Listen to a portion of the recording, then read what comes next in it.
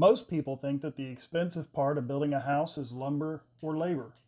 But the truth is, the single most expensive part of a project is often the mistakes that happen before construction even starts. I've seen projects redesigned, delayed, and even torn down. And most of these problems could have been avoided before construction ever started. Hello, I'm Kyle with the Legacy Blueprint Company. I'm an ICC certified building official with over 30 years of experience designing, building, inspecting, and reviewing plans. And there are a few things I see regularly cause problems, things nobody tells you until it's too late. Today, I'm going to walk you through some of the biggest ones. Number one, always get a survey first. Before you design anything, you should know exactly what you have to build on. Many properties have easements, setbacks, utilities. These things can limit where you can build. I've seen people design entire projects only to find out later they've placed the building in the wrong location. A mistake like that can cause months of delays, redesigns, requests for variances, and sometimes even demolition. We've all seen stories on the news of houses being built on the wrong lot and wondered, how does that even happen? Well, now you know. A boundary survey is one of the cheapest protections you can get, and it can prevent some of the most expensive mistakes. Number two, invest in high quality house plans. Plans aren't just drawings, they're instructions and part of the contract for how your home gets built. Contractors set their price from them, engineers design from them, inspectors enforce them, and of course the trades build from them. When plans are missing information, it puts you, the homeowner, at risk for expensive change orders, builder assumptions, and miscommunication between you, the contractor, and the trades. Number three, design drives cost. A lot of people think materials drive cost, but design often has a bigger impact. Large spans, complicated roofs, and inefficient layouts can add thousands of dollars before construction even starts. Simple, efficient designs often build faster, cheaper, and with fewer problems. Through my website, I offer several designs labeled Easy Build Plans.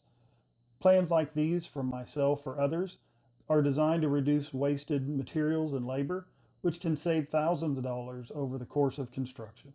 Number four, building codes don't require luxury. This surprises a lot of people. Building codes don't require luxury finishes. They don't require granite countertops, crown molding, large kitchens, or high-end fixtures. Building codes are mostly about structural safety, fire safety, sanitation, and health, not appearance. Design choices and finishes drive most of the cost people associate with construction. If you're building on a budget, and most people are these days, consider saving some of the expensive finishes for later. Invest first in the things that are actually difficult or expensive to upgrade later, like waterproofing, insulation, and efficient windows. And yes, waterproofing will definitely be its own video later. But remember, building codes are the minimum standard. Investing in the right things now can save you tens of thousands of dollars over the life of your home. For example, you might choose to have stained concrete instead of luxury flooring, and invest the money in areas that improve durability, efficiency, and long-term performance. Number five, changes during construction. The most expensive time to change something is after the construction starts. Changing something on paper might take minutes and cost a few $100s.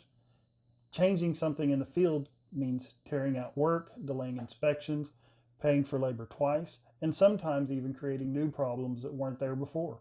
Imagine walking into your house and seeing a post blocking your dream view. You decide to move a window, but now that change can affect trim, cabinets, utilities, structural design, and sometimes even code compliance. That's why good planning up front saves so much money. And lastly, number six, permits aren't usually the delay. I hear people say permits and government slow everything down, but most permit delays are caused by incomplete plans, poor planning, or false assumptions. When plans are clear and complete, the process usually moves much faster. As a plan reviewer, I can tell you personally, it's never our intention to fail applications. I often spend extra time trying to find ways to help projects move forward. But if the minimum required information isn't provided, corrections will delay approval until it is. Most cities publish their submittal requirements online. Always check what's required. The basics are usually similar everywhere, but each jurisdiction may have one or two additional requirements that can delay approval. Assumptions cost time and money. Permits exist to make sure buildings are safe and built correctly, and also help protect your investment. And most of the time, they actually prevent bigger problems later. So let's recap. If you're planning on building a house, accessory dwelling unit, fence, pool, retaining wall, or even an outdoor kitchen, here are a few things you should always consider. Get a survey first. Invest in good plans. Keep designs efficient. Make decisions before construction starts, and understand that most delays are preventable. If you're planning a home or accessory dwelling unit, or anything else building related, and want straightforward advice about design, building, permits, follow Legacy Blueprint Company. I try to break this stuff down into plain English. This was just a brief overview.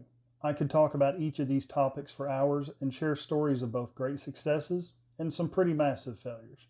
If there's a topic you'd like to have me cover in more depth, or if you have suggestions for future videos, feel free to reach out at legacyblueprintcompany.com or leave a comment below.